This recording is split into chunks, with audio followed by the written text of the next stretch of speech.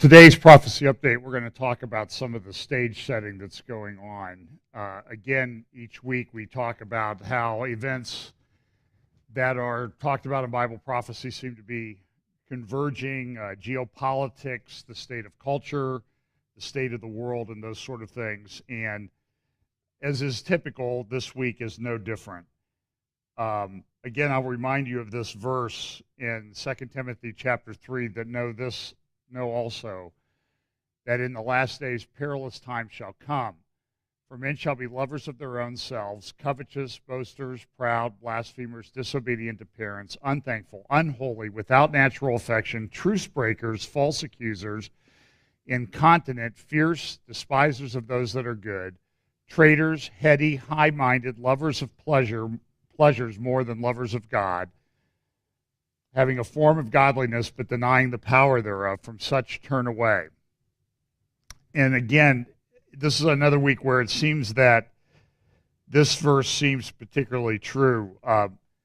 I've been accused by some of being too negative, and I guess what I would say is, okay, maybe I am, but it is the state of the world.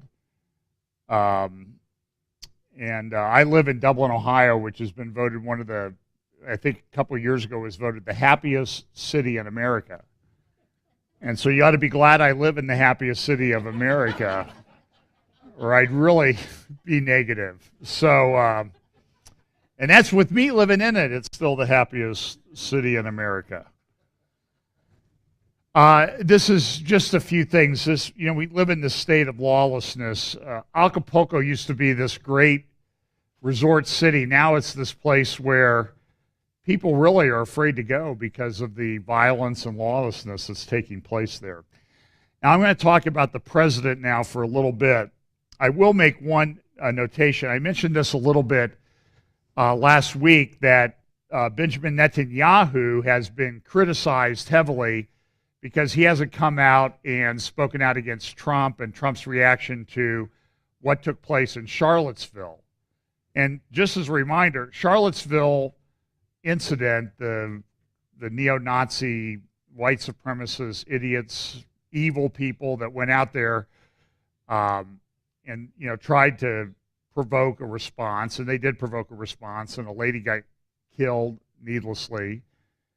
That was only a week ago yesterday. It seems like it was like a month ago, given all the other things that happened this week. But Netanyahu's been criticized a lot because while he just didn't speak out, he needed to speak up.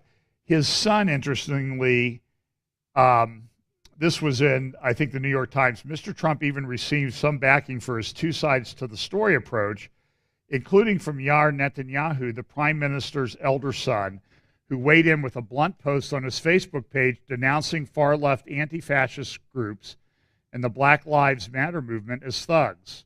Quote, "The neo-Nazi scums in Virginia hate me and my country," he wrote in English, "but they belong to the past. Their breed is dying out.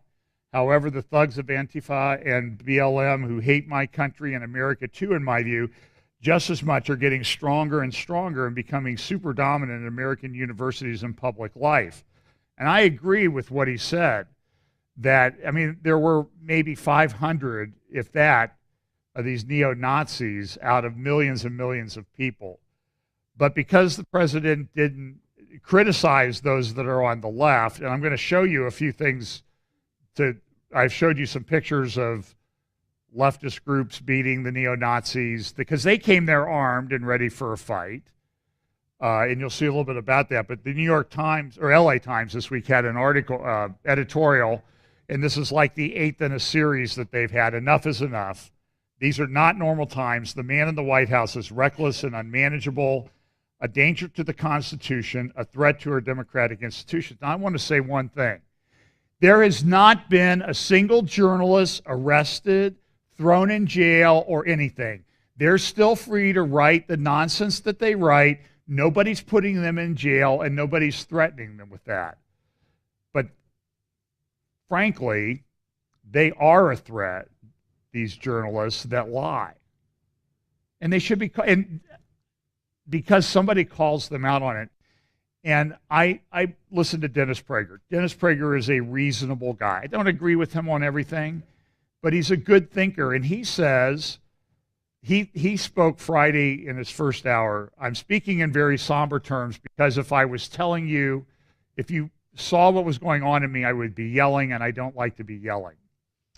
So I yell sometimes, and I was accused of yelling. But this unhinged nature of what's going on with regard to the president sort of was encapsulated the other night after the Arizona speech by the president, I think on Monday night. And this is Don Lemon and James Clapper talking on CNN. Listen to this. I'm just going to speak from the heart here. What we have witnessed was a total eclipse of the facts.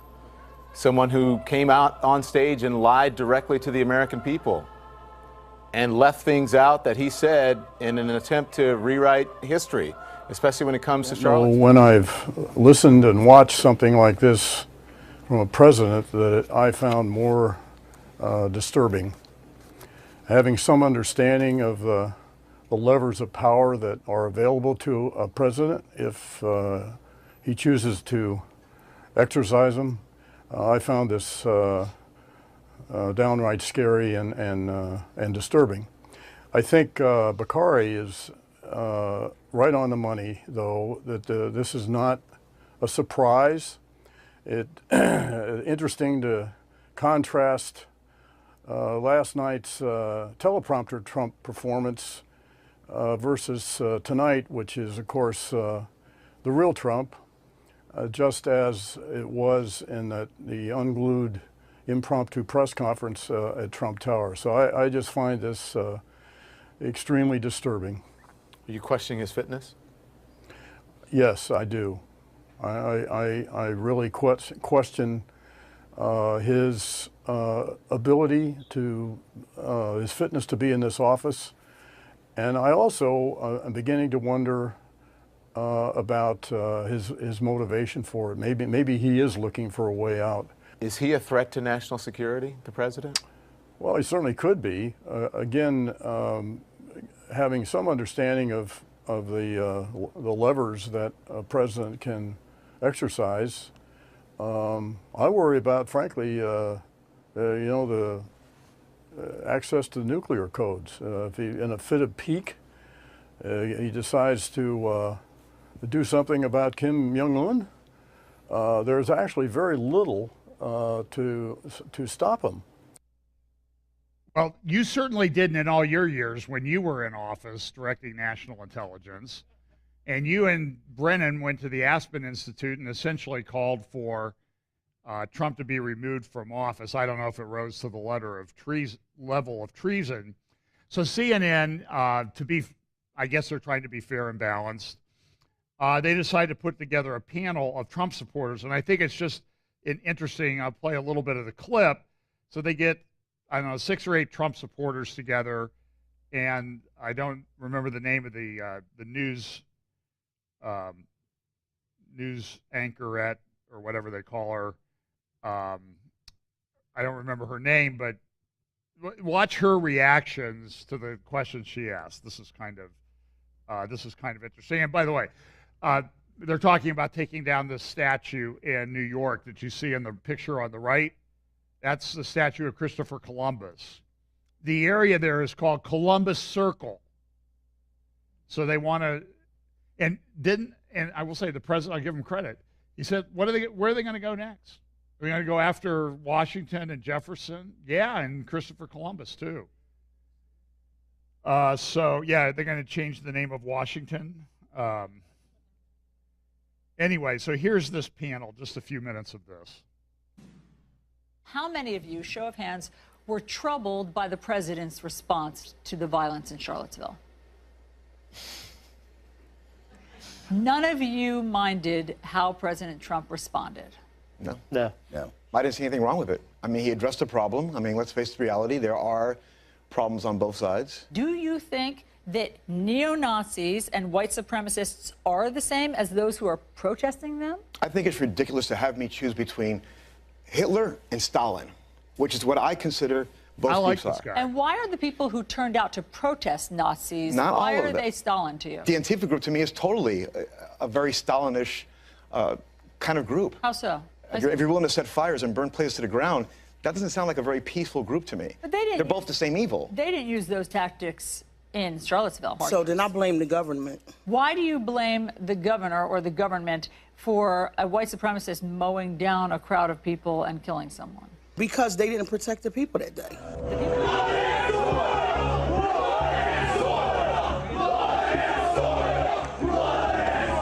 So blood and soil was a Nazi slogan, and you heard them saying Jews will not replace us. Is it possible that very fine people were in that crowd? Not in that crew. Nope. But those crazy, I don't know what else to call them. I probably can't say it on TV, but they still had the right to say those crazy things. That's the night before the clash happened. The Antifa people, the protesters, they didn't show up Friday night. They showed up Saturday. These protesters showed up the second day. They came there to do battle with them. They showed up with helmets, body armor, clubs. They showed up with balloons filled with urine. Yeah, they didn't And throw these, up in the guys, local. and these guys showed up with semi-automatic weapons. And In the that's state of Virginia, open carry is legal. You can walk down but the again, street. it seems to me that you're giving these guys a green light. The white No, supremacists. the green light is Green light. not at all. Oh. Why do you seem more angry at Antifa than at the neo-Nazis in the I'm world? not more angry. It's equal. The media is not covering it. They're only focused on making neo-Nazis and white supremacists out to be Trump supporters, and they're the issue of the problem. I think we're moving kind of further away from the point of what this conversation should be. What happened that day was a tragedy, and it should never have happened to begin with.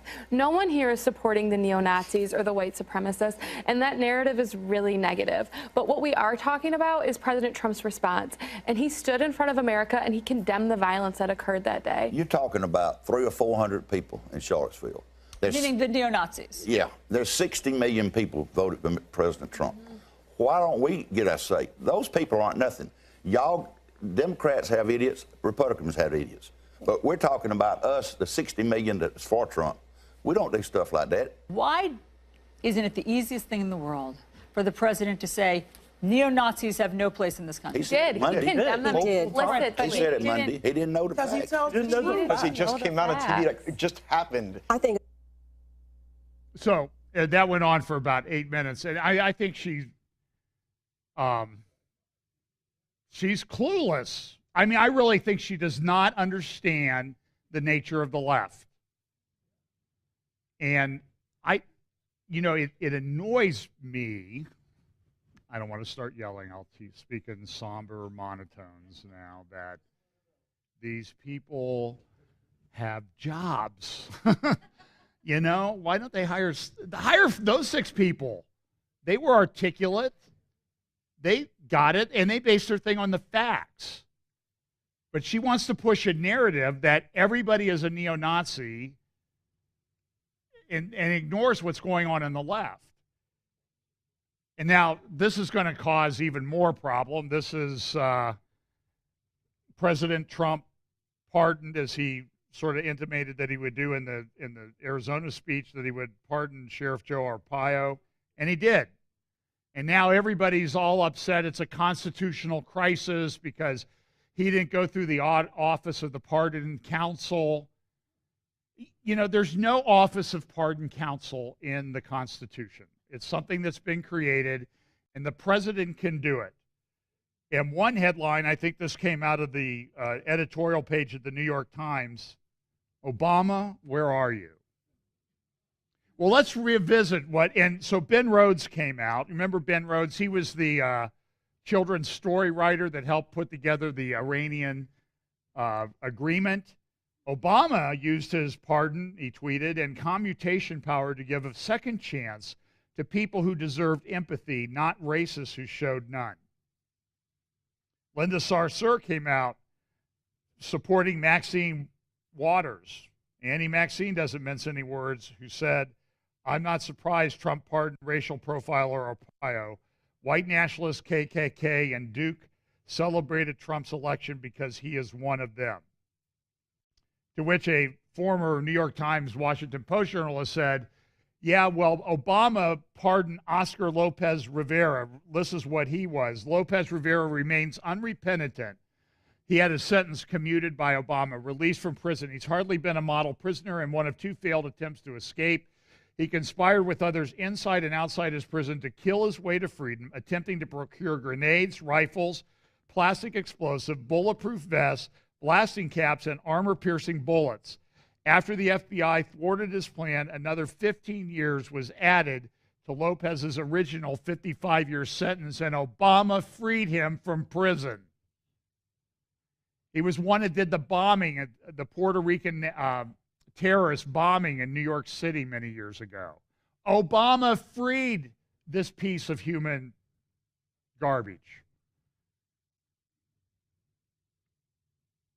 And Trump pardoned a sheriff, an 85-year-old sheriff. They are unhinged. They have lost their minds. In there it is. Caroline Glick has a good article in Friday's Jerusalem Post, Netanyahu's empathy for Trump, explaining why maybe Trump won't do this. And the reason is that Netanyahu, ever since he was in office back in the 90s, was accused of the same thing. He was accused of causing the assassination of Yitzhak Rabin. His wife was crazy. The nannies didn't like her. They were both mentally unhinged. That was in the late 90s. And they're still doing it. They're still going after him. They're still dreaming up prosecutions and what'll happen. So out in California, they were going to have a Patriot Prayer rally, a group who, in very stark terms, said, we don't want anything to do with white nationalists or neo-Nazis or anything. You guys stay away. We're just getting together to support the country. Because and some of these are Hispanics and blacks and whites and everybody in this group. So here's a news report, which includes a little interview with constitutional scholar Nancy Pelosi about freedom of speech.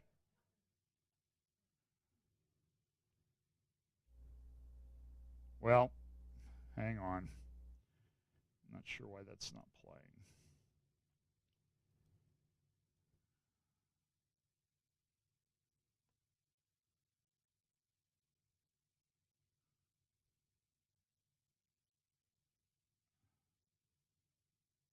Okay, here we go. What's in a name? Well, it depends on who you ask. The conservative group planning to rally at Crissy Field this weekend is adamant they are not white supremacists. But that's exactly what Nancy Pelosi called them. So KPIX 5 political reporter Melissa Kane went to ask the Democratic leader to explain her choice of words. Melissa. Yeah, terms like neo-Nazi, white supremacist, white nationalist, alt-right, alt-left, fascist, Marxist, these loaded terms are being used daily these days. And as we prepare for this weekend's events, we looked at the Patriot Prayer group. Now, some of them are Trump supporters, but we wondered, does that make them extremists? In a press release, House Minority Leader Nancy Pelosi called the event a white supremacist rally. And today, she said Crissy Field is a special place. And now they're going to give it as a venue to Nazis and white nationalists. But is Patriot Prayer a bunch of white supremacists or Nazis or white nationalists? Not according to the Southern Poverty Law Center. Patriot Prayer is not listed as a hate group, and its leader, Joey Gibson, is not listed as an extremist. The center reported that at the most recent Patriot Prayer event, Gibson shouted from the stage, F white supremacists, F neo-Nazis. Like Nancy Pelosi, she feels like she has to oppose our group. So she lies and says it's going to be a white supremacist rally, even though there's only one white speaker. And so it's frustrating. frustrating. The Southern Poverty Law Center does point out that white supremacists have shown up to Patriot Prayer rallies before. And Patriot Prayer invited the often armed anti-government Oath Keepers to provide security on Saturday. The Patriot Prayer group says they're not white supremacists or Nazis, that they're diverse, that people just show up. Well, you know what? How can they be held accountable for that? Well, they're accountable for it, and we're going to hold them accountable for it. Pelosi went as far as to disagree with the Park Service's interpretation of the Constitution. Giving them the ability to cry wolf in a crowded theater. We're all committed to our Constitution and freedom of speech, God knows, in San Francisco, but not to endanger people. So the Park Service has to balance their ability to protect with Maybe their she was the slip of the misguided tongue, view right? of the Constitution. Congresswoman Barbara Lee says she's focused on preventing violence. We have to keep our people, our constituents, our cities, our counties safe, but the free speech of anyone is something that we all agree on in terms of First Amendment rights, but we don't. Now, we keep hearing the term "you can't yell fire" or "wolf" in a theater. How could the Park Service justify denying that organization their free speech rights? Because the Constitution does not say that a person can yell wolf in a crowded theater. If you are endangering people, then you don't have a constitutional right to do that. That's not actually true. You probably can. That phrase is from a 1919 Supreme Court case that has long been overruled. And when it comes to protests, there are generally two exceptions to the First Amendment. First, speech that is meant to and likely to incite, quote, imminent lawless action. Second rule, any direct face-to-face personal insults that inflict injury or breach the peace. There may be much of that this weekend. Melissa Kane, KPIX 5. But if you look at the ads there that were in the San Francisco Chronicle, it was an anti-Marxism rally, no Marxism in Berkeley, protests to expose the plan of purging our nation from a free nation to a communist nation. And then they were going to have counter-protests to the anti-Marxism rally. That's the language of the San Francisco Chronicle. Counter-protesters plan to gather and march to the site of the anti-Marxism rally. And now, and I'm just taking this from the San Francisco Chronicle, which is not a right-wing newspaper, okay? You can imagine in San Francisco. This is a guy getting ready. Do you think he's what? The Patriot Prayer Rally or the Antifa group? He's the Antifa group. The counter-protesters. See this? Ready to rumble if it happens. And so they're going there to pick a fight. They went out and they had this yesterday. The prayer rally, the Patriot Prayer thing was canceled. But you need to understand is this group, they hate Jews. They support BDS. Does anybody ever say that on the left? No. You know why? Because they're being exposed for what they are. Dana Milbank. You see that title here, the opinion writer? The Trump administration's most prominent Jews disgrace themselves. Now we're singling out Jews because they're not on board with the left. And that's okay if you're on the left.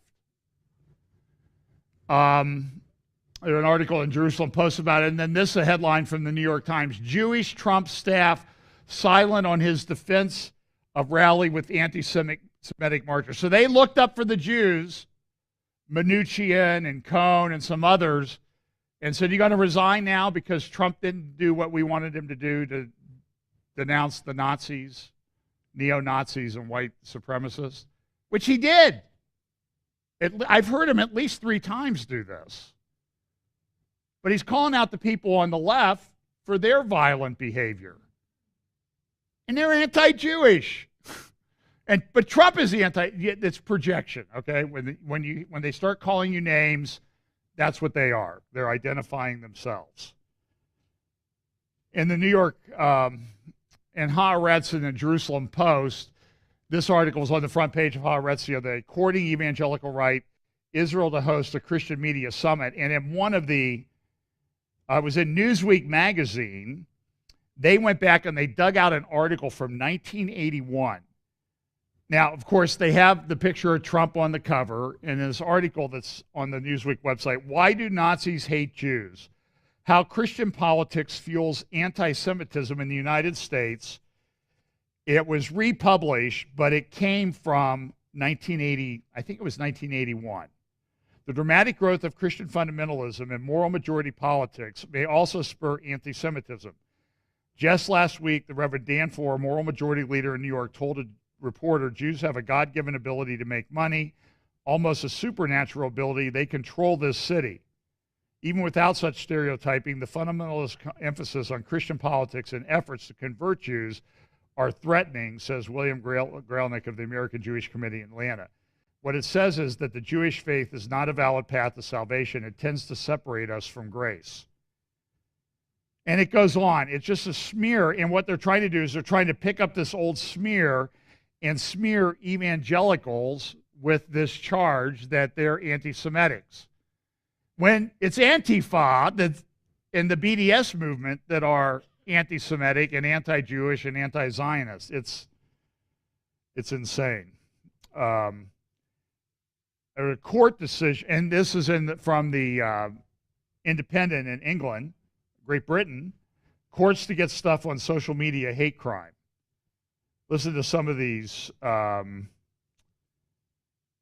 Hate crimes committed on social media will be treated as seriously as similar street-based offenses. So, man, so the old rule, sticks and stones may break my bones, but words will never hurt me, is no longer valid in today's world. Alison Saunders, the director of public prosecution, said such crimes had a corrosive effect on British society as she launched a crackdown on online abuse. I'll tell you what's had a corrosive effect on British society. Letting Pakistani grooming sex gangs rape and destroy the lives of hundreds of young girls in England, and the police and prosecutors cover it up. That destroys British society, not what somebody says, pointing it out on Facebook. They are, see, I've lost the somber tone thing already. According to the CPS, the move is designed to take into account the increasing number of online abuse cases and covers religious, racist, homophobic, and transphobic postings. Daniel Greenfield in Front Page Magazine has a very good article called The Church of the Left. And as you know, I've mentioned this many times, that leftism is a religion. The left has written its values into laws. Just a few quotes from this. The First Amendment assumes that the proper sphere of government is policies, not values. And so it protects the right of political participation and prohibits a state church that would define value. The government had the right to decide to go to war with France. It did not have a right to decide what you should believe. Politics extended into the realm of policies, not beliefs. But as religious belief declined, politics replaced it as the repository of moral and ethical values. This transformation began on the left. The left was the least religious in the traditional sense, and the most likely to build up an ideology of secular values with which to displace traditional religious values. The last century witnessed an extensive effort to scrub religious values. This is right in line with what Patrick Wood was talking about yesterday, and I'm sure he'll cover a little bit more today, but this effort was matched by an equally comprehensive project to replace them with the left's own values. Unlike the wall between church and state, there were few legal safeguards against writing values into legislation if they were irreligious ones. The church was deemed to be the true threat, not the state. But the end result looks very much like an establishment of religion. Even in the church sense, the values written into the legislation reflect those of certain churches, but not others. When nuns are forced to pay for birth control and Christian photographers with traditional beliefs are compelled to participate in gay weddings, the government is picking religious establishment winners and losers. The winners are roughly on the religious left and the losers on the religious right. And he's exactly right. Great analysis. The left secular religion functions as a theocracy. It promises salvation through socialism, warns that human sin will destroy the world through global warming, and is engaged in a perpetual struggle against those who do not share its values. It wages wars on religious freedom because it is a kind of religion. Now look, I respect Daniel Greenfield. I respect Caroline Glick, Melanie Phillips. I know they are not Christians. Okay? But I respect them for the stand that they take because they see the problem. And you can go to the Southern Baptist ERLC convention in Nashville this past week, and you're not going to hear anybody talking about this, as far as I know. Politics is far more likely to turn violent over values rather than policy. Well, you can look that up on Front Page magazine. I just don't want to sit here and read it for you. Great article by Daniel Greenfield. Now, what he says is true, because this week there was the decision from the United States Court of Appeals for the Third Circuit in the Real Alternatives versus the Secretary of Health and Human Services. Now, listen, Trump's Justice Department is in control of these cases now. Trump said he was going to put a stop to this. I don't know why this case has not been withdrawn or that they've agreed to settle this case. Real Alternatives is a crisis pregnancy center. They are being forced to provide abortion coverage to their employees. And the Third Circuit ruled 2-1 that they have no basis to challenge that. Their religious freedom is irrelevant to the secular values. Do you see how it's out of balance? Now, there was a dissenting judge. And look, the president can change this tomorrow. He can stop this. Now, I've heard that Sessions is firing a bunch of people. Yeah, I want to see some action from somebody to stop this nonsense, okay? The time for talk is over. It's been 7 months, 8 months now, and we need to stop this nonsense. Judge Beckett dissenting said this: having been beaten back in earlier efforts to force the contraceptive mandate on the populace, the government has changed its tune a bit. It has come up with a new rationale for its radically aggressive enforcement of that feature of the ACA, the Affordable Care Act. Republicans promised they would repeal that monstrosity. Did they do that? But the song it sings is essentially the same. Individuals whose faith prompts sincere opposition to paying for or facilitating the purchase of contraceptives cannot be heard to object. The only thing legitimately at issue is the regulation of insurance markets.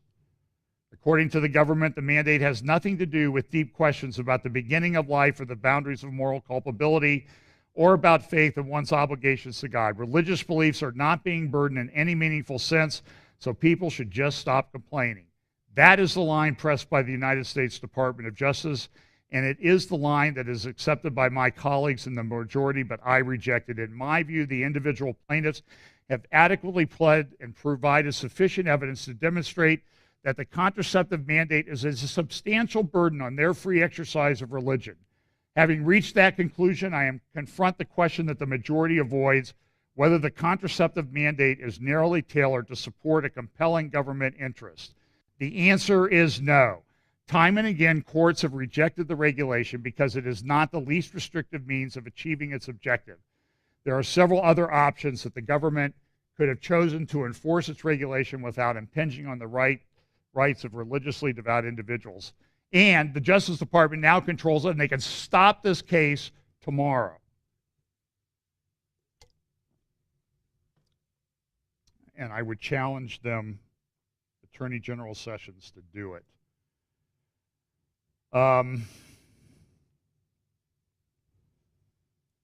It's a great article in Melanie Phillips.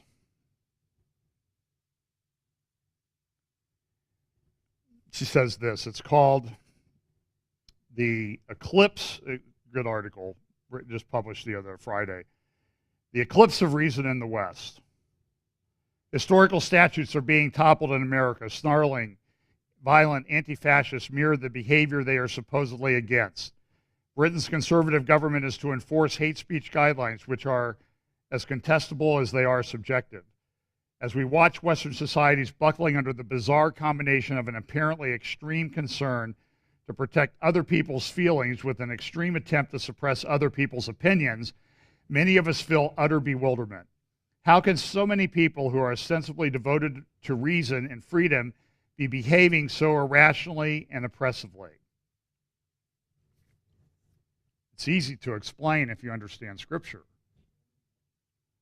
It's Romans 1. They're under God's judgment. They've lost the ability to reason, and many of them are demonically controlled.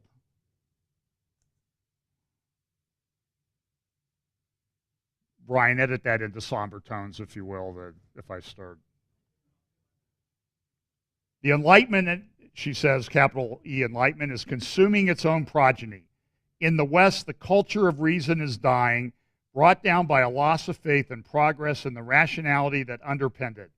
The replacement of objective truth by subjective experience has caused science itself to turn into a branch of unreason. Underpinning the loss of rational discourse as evidence is hijacked by ideology. The age of reason was supposed to end all the ills in the world, since these were held to derive from the suppression by religion of the defining characteristic of the human race, the intellect. It was assumed that once exposed to the full power of the mind, these ills would fade away. But just like every other millenarian fantasy, this brave new world failed to materialize. War, bigotry, and tyranny did not come to an end. Materialism and science were heavily implicated in the two greatest tyrannies of the 20th century. Modernity lost its shine. Technology created enemy. Progress was a threat to the planet. Mankind was viewed as a pollutant.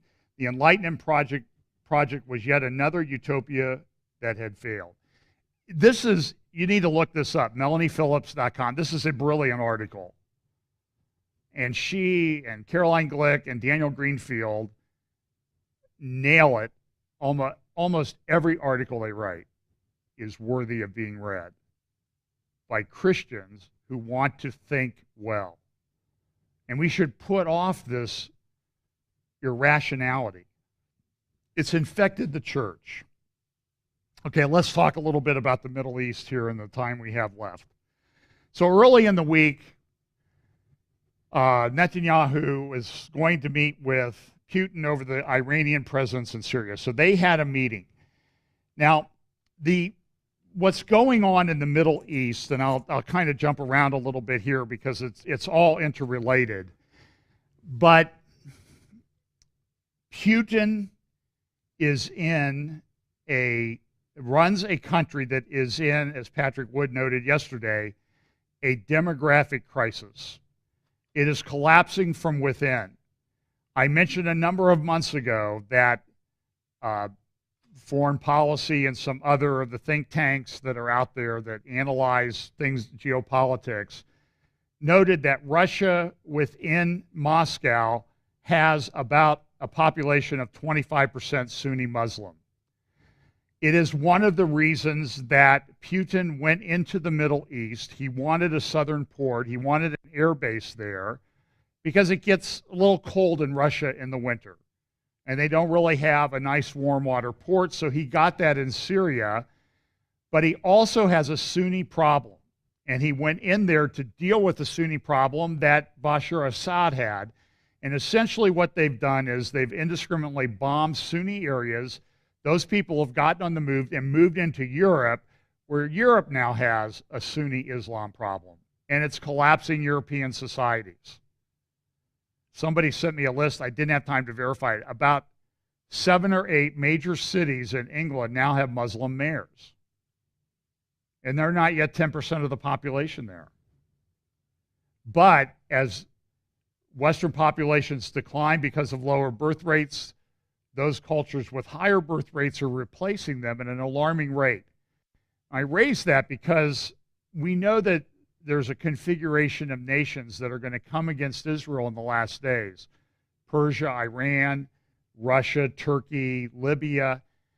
And as I look and analyze it, what I see is an increasingly narrow window when some of those countries will be able to act in that manner, including Russia.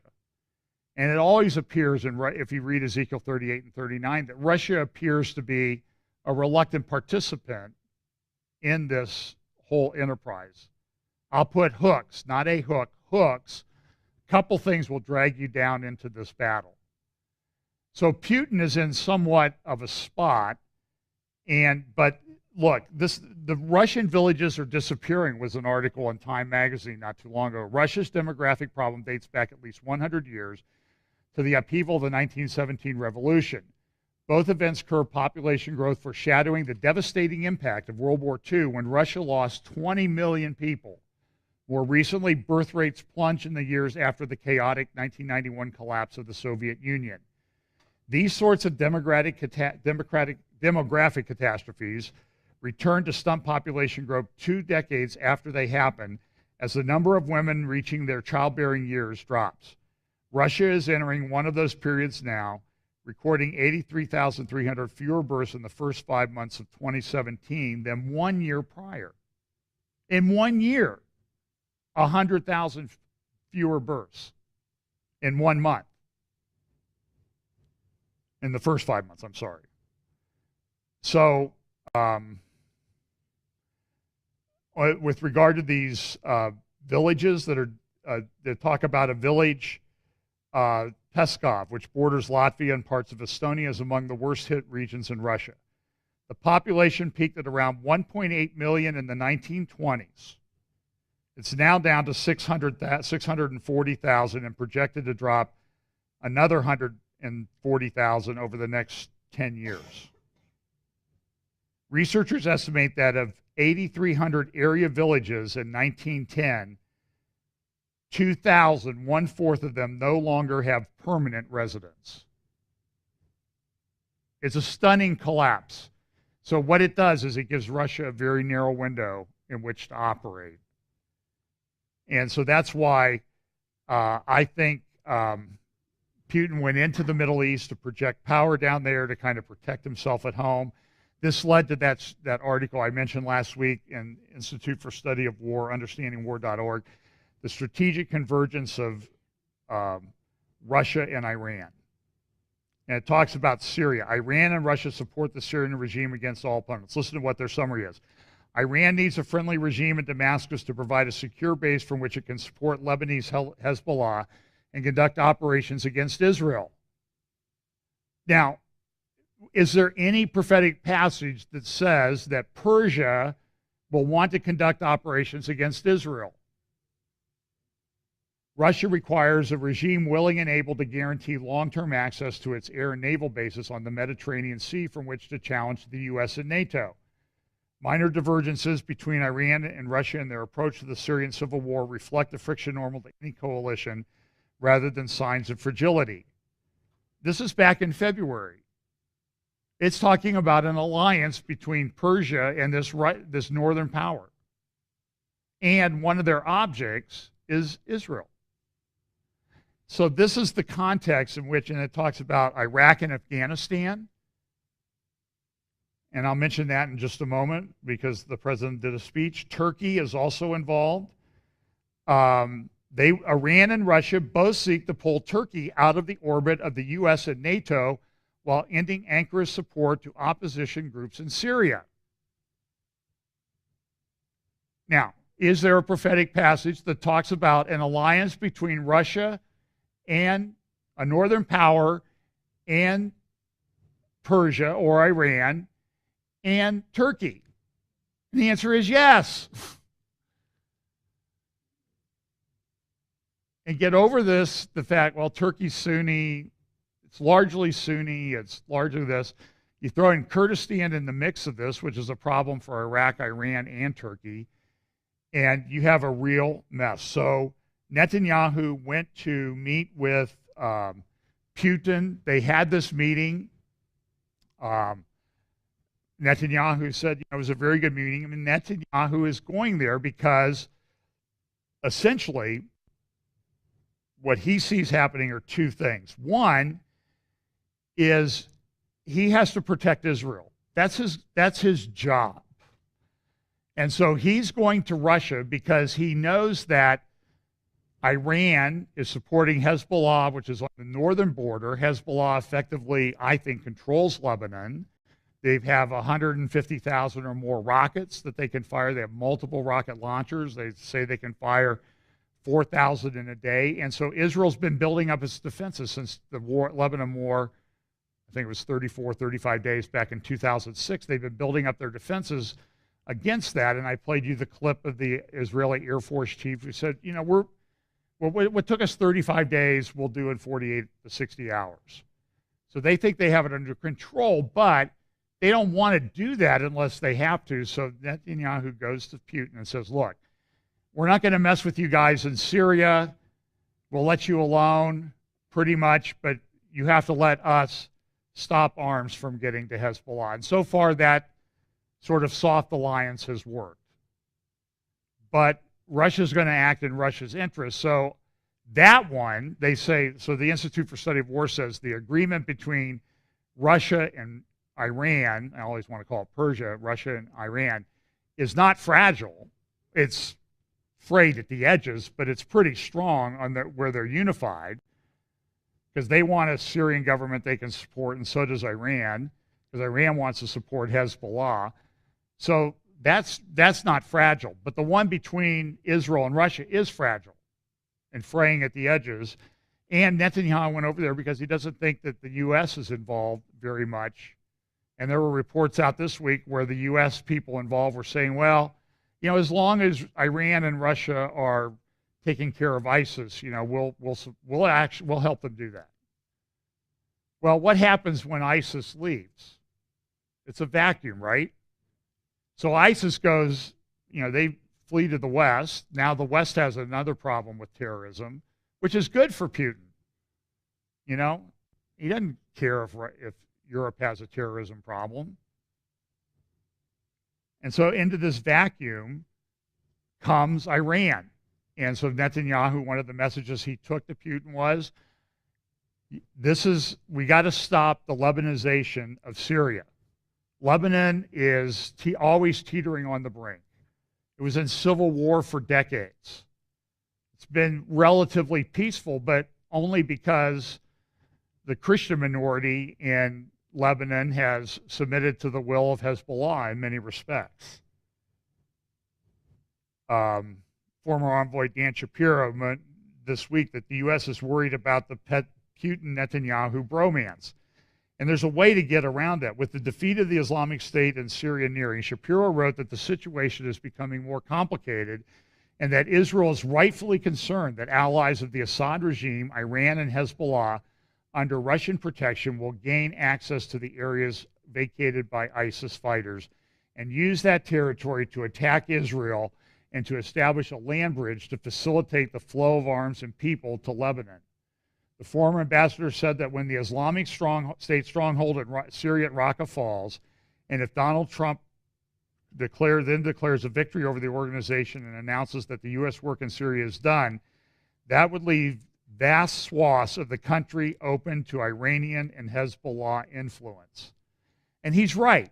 This is a concern of Israel. So this week, in addition to that, Jared Kushner, why are my videos not playing? Jared Kushner went to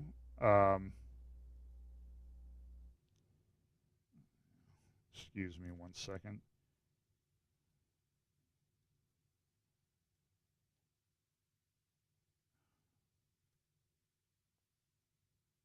Okay.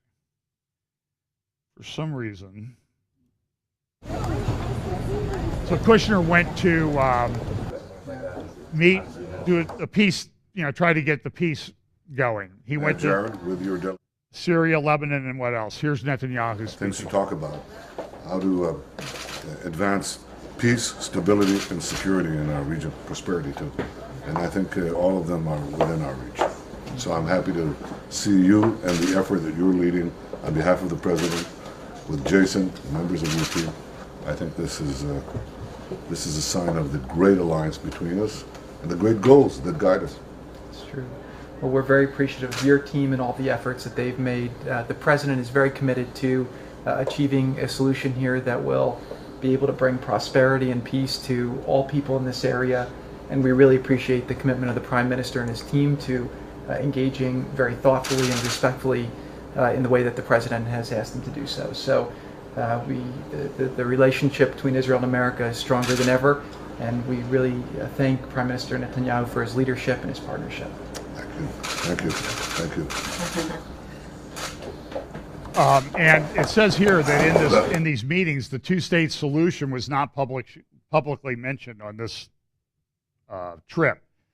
So Kushner, and look, this is peace process that's been going on for a long time. You know, you had the Camp David Accords, you had Oslo, you had the Nye River Agreement. I mean, it's just one right after the other, and nothing seems to work. And there's an issue that I'll talk about here in just a minute. So Jordan's king came a couple weeks ago to meet with Abbas. First time he's been there in quite a long period of time. And the Grand Mufti of Jerusalem, Muhammad Amin Hussein, said the king came to Ramallah because Jerusalem is occupied. He can't go to Jerusalem. So there's even this thing, this is put up on the wall. It's sort of mocking Trump because he went and prayed at the Western Wall when he was in Jerusalem. And so the wall down around Bethlehem, it's to show Trump embracing the wall, the separation barrier between the Palestinians. So look, this is what they're talking about. This is a great graphics from the Wall Street Journal on Friday about the different solutions that are being talked about, the two-state solution. And you see down here the black lines in the middle on the right, that is Jerusalem. They don't know what to do with Jerusalem. It seems like Jerusalem is a burdensome stone for some reason. I don't know. I read that somewhere. I've heard that that's been floating around for a while. One of the other solutions is to give the Palestinians, the people who call themselves Palestinians, control over certain autonomous areas. Jericho, they already have a lot of that. You see Hebron, and you see how that's, and this is the way, this is sort of the way it is right now. They have some autonomy, but when things get bad, Israel goes in and provides security. Then there's the one-state solution, and there's a graphic there on the left that shows this is a survey that was done. And you see among Israeli Arabs, over 50% want a one-state solution. Palestinians, about 27, 28, 30%, and Israeli Jews, less than 25%. Why? Because the Palestinians believe that they'll demographically overwhelm them. I don't know if that's true. Caroline Glick's book, The Israeli Solution, questions that. And then there's a confederation of two states, which is being floated around. So while they're doing all of this, at the UN, they're getting ready to celebrate this on September 21st, the International Day of Peace. And I'll just tell you what the website says. You can see it on the poster. Together for peace, respect, safety, and dignity for all. I seem to recalling someplace where it says, when they say, what, peace and safety, then, Howler paraphrase, things happen.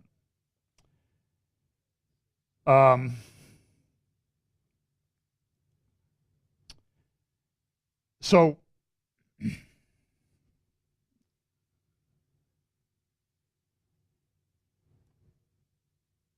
here is one of the other issues that's going on. This is why I say there's this narrow window. This is a good article in Foreign Policy from back in June. The Arab world has never recovered from the loss of 1967. Listen to just a couple paragraphs from there. 50 years after Azim and other Arab intellectuals started to mercilessly deconstruct their ossified political orders, reactionary and primitive religious structures, and stagnant societies, the Arab world has descended further into darkness. Physical, intellectual, and political desolation has claimed many of the once lively metropolises of the Arab region. Damascus, Aleppo, Baghdad, Mosul, Cairo, and Alexandria, with only Beirut still resisting, albeit teetering on the edge. For centuries, these cities constituted a rich human and linguistic mosaic of ancient communities, including Muslims, Christians, Jews, Druze, Arabs, Kurds, Assyrians, and Circassians.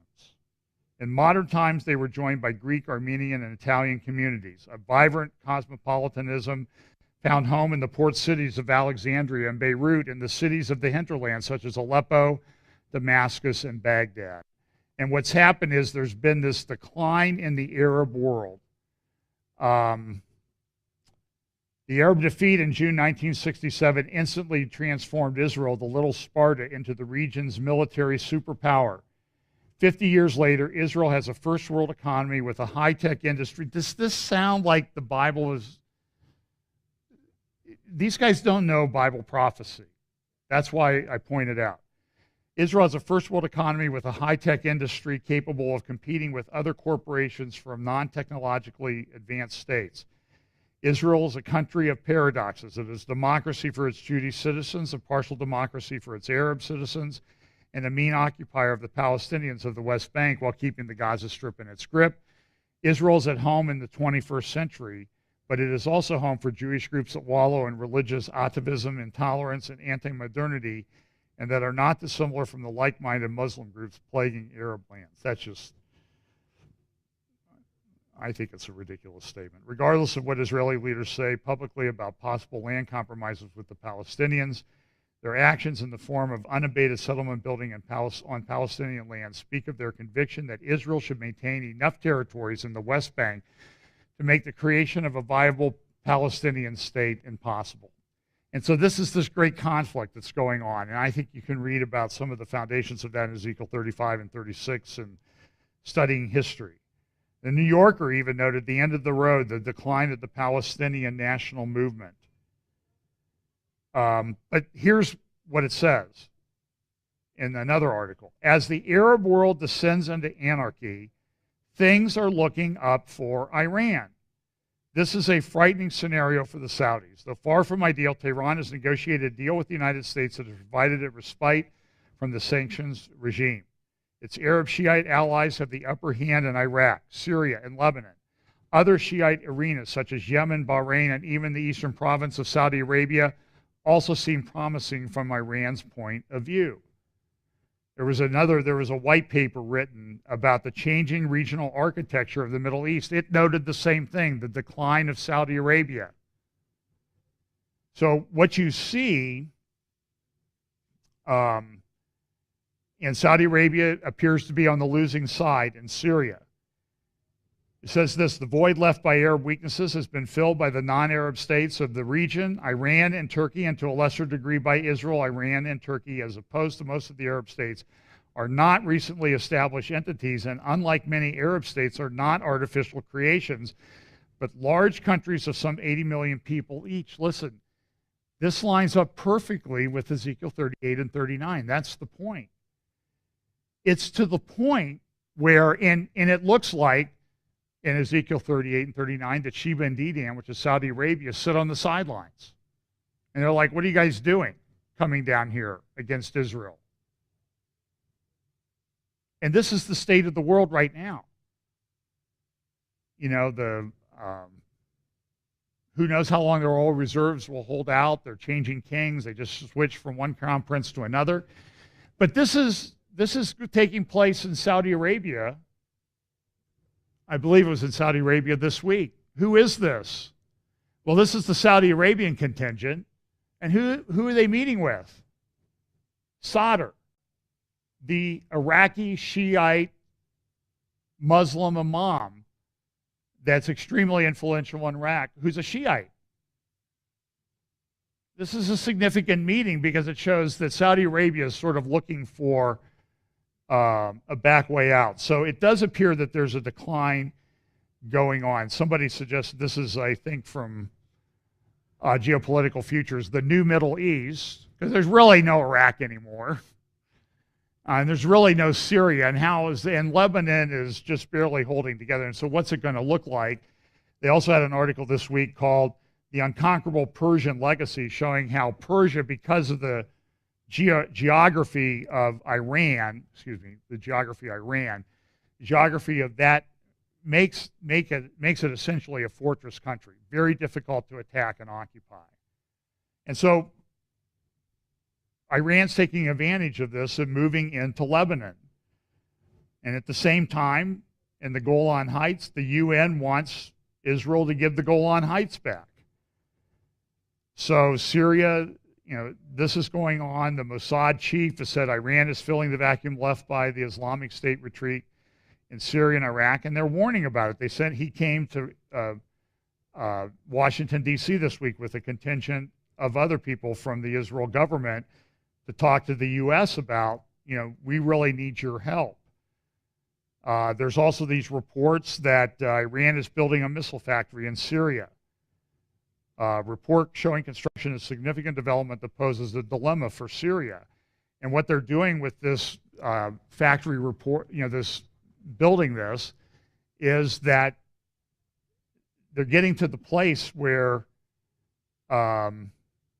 Israel's maybe going to have to do something, which might set off a regional war.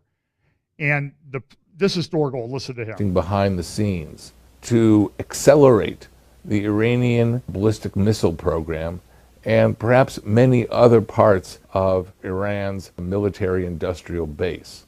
The first major Iranian... What he said at the beginning was that North Korea is involved in this with Iran.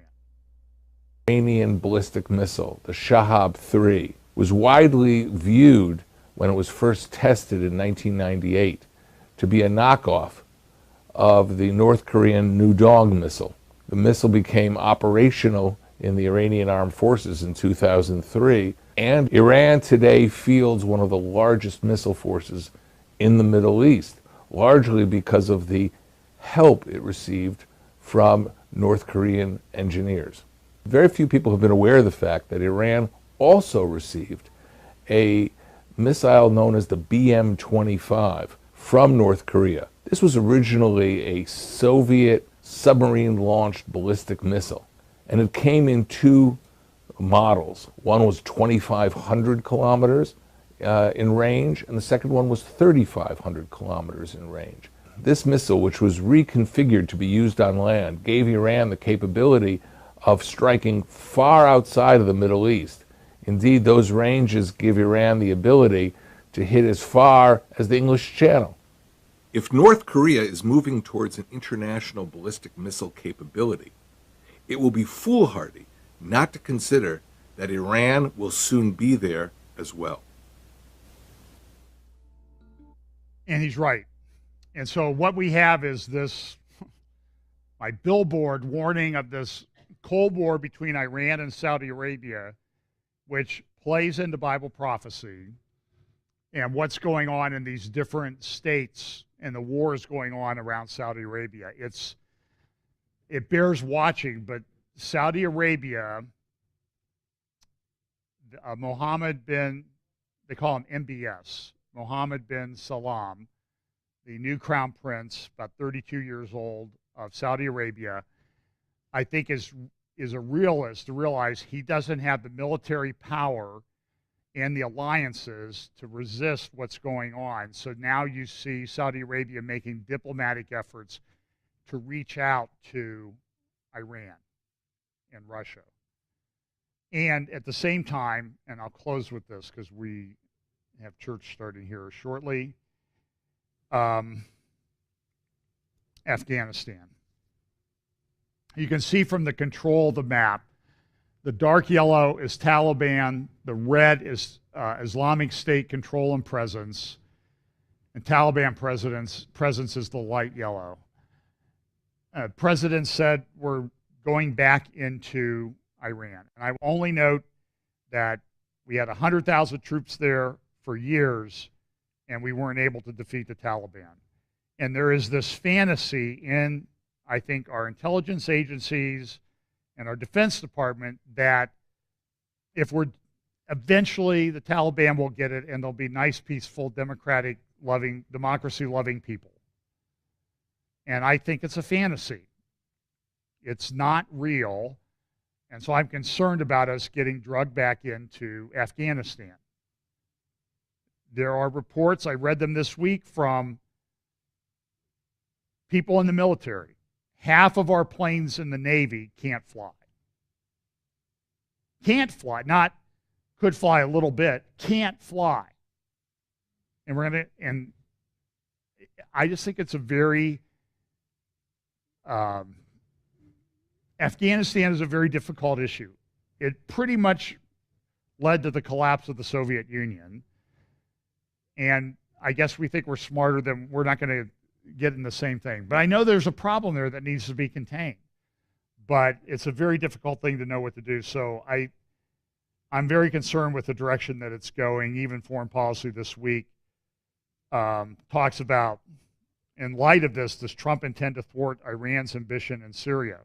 And I think it's a legitimate question. What are we going to do there? Are we going to stop Iran and support Israel? How does that work? And at least initially, things are not encouraging.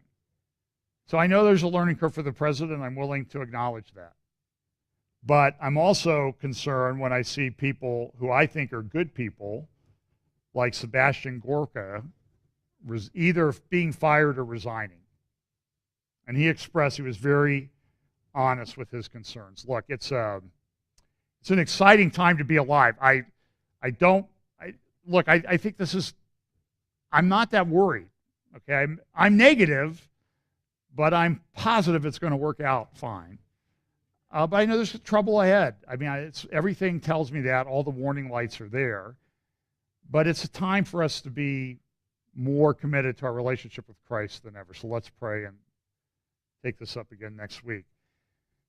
Father, thanks so much for your word. Thanks for your guidance. Pray that you will protect us, watch over us, give us wisdom, and fill us with your Holy Spirit so we know how to deal with these people that have lost the ability to reason, that we'll be able to share the gospel with them, because that really ultimately is their only hope.